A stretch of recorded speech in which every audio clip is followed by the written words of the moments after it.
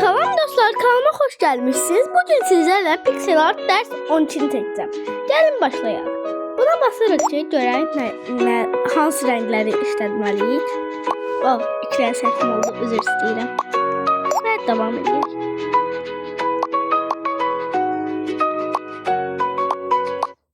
Diqqət etmək lazımdır.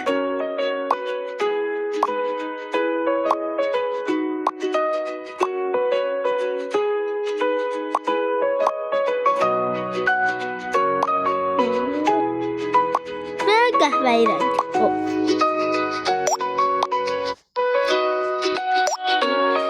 Və yaşlı keçək.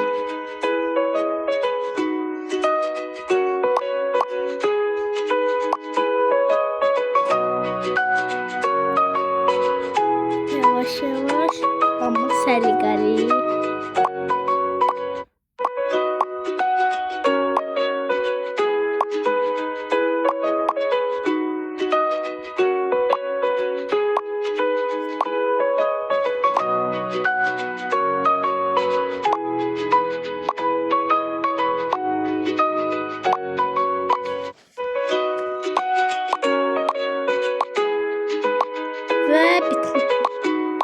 Və bitdi.